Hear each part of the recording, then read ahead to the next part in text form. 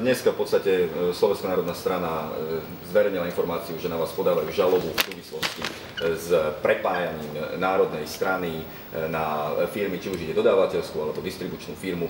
Vy ste sa mali k tomu vyjadrovať. Čo teda hovoríte na tú žalobu, ktorá dneska na vás bola údajne podaná?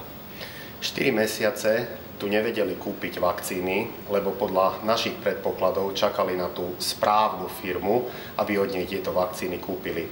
Média minulý týždeň odhalili personálne prepojenia firmy, ktorá bude dodávať vakcíny s vládnou koalíciou.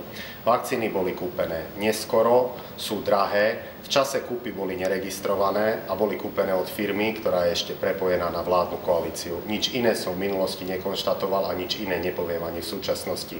Čo sa týka samotnej žaloby, ak si niekto myslí, že žaloba ochráni ľudí pred prasacou chrípkou, nech ju kľudne podá. Mňa viacej trápi, že zajtra je 16. decembra a človek nevie, kde má zohnať vakcíny pre svoje deti.